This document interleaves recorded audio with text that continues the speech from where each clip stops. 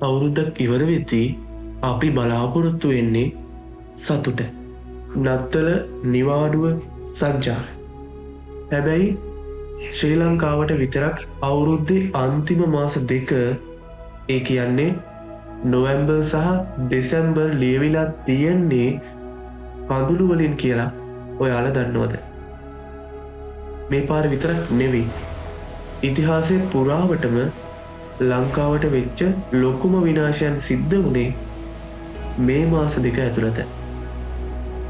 ඇයි සෝබාදහම මේ කාලෙට අපිට මෙච්චර නපුරු? මේක ස්වභාවික පිහිටීමක්ද? නැත්නම් මේ හෙළ පොළවට තියෙන දරාගන්න බැරි සාපයක්ද? අද අභිරහස් පිටුවෙන් අපි මේ හෙළි කරන්නේ වෙන කිසිම තැනක අහන්න නොලැබෙන ඒ සම්පූර්ණ කතාව.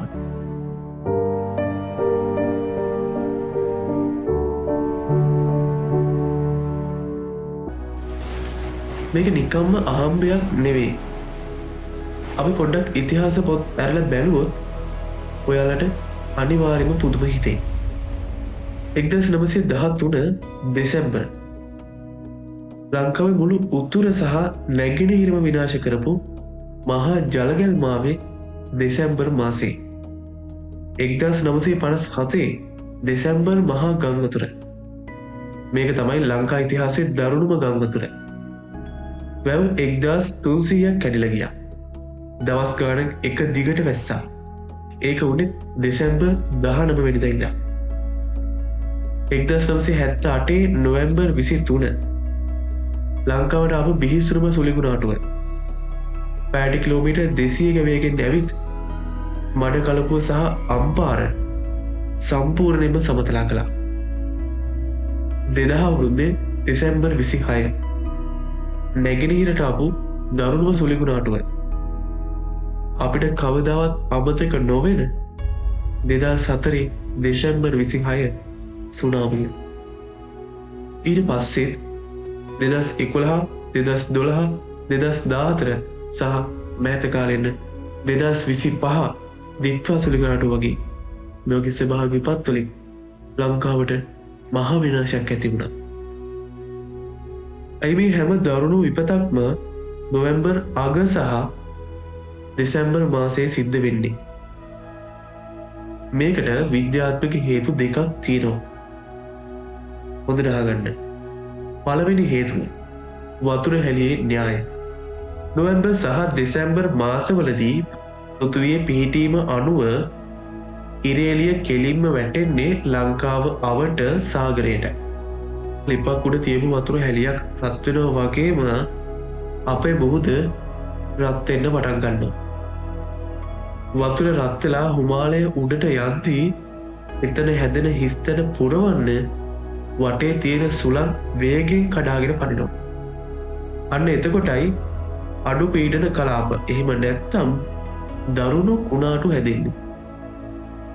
දෙවැනි හේතුව ITC හෙවත් අහසේ යුද්ධය. මේ දවස්වලට උත්තර අර්ධ ගෝලයෙන් එන හුළඟයි දක්ෂිණ අර්ධ ගෝලයෙන් එන හුළඟයි එකිනෙකට ගැටෙන්නේ හරියටම ලංකාව උඩින්. මේකට කියන්නේ අන්තර් අයන කලාපය කියලා. නැත්නම් ITC කියලා. සරලව කිව්වොත් නොවැම්බර් දෙසැම්බර් කියන්නේ සෝබාදහම විසින්ම ලංකාව කුණාටුකම් ලක් කරන කාලය. ඒ වගේම තමයි මේකට විද්‍යාවෙන් එහාට ගිය අද්භූත කතාවකුත් තියෙනවා. ජ්‍යොතිෂයට අනුව දෙසැම්බර් අන්තිම සතිය කියන්නේ රවි ග්‍රහයා මකර රාශියට යන්න ලෑස්ති වෙන විශ්ව ශක්තිය ගොඩක් ප්‍රබල වෙන කාලයක් කියලා. තවත් සමහර විශ්වාස කරනවා මේ කාලයේදී පොළවේ චුම්බක ශක්තිය සහ විශ්වයේ ලොකු පෙරලියක් වෙනවා කියලා. අපේ ඉතිහාසයේ ලොකුම විනාශයන් උනේ ඉර මුහුදට ලං වෙන මේ මාස දෙකේ වීම ඇත්තටම ආම්බයක්ද? නැත්තම් හෙළ පොළවට දරාගන්න බැරි තරම් බලවේගයක් මේ කාලේ ක්‍රියාත්මක වෙනවද?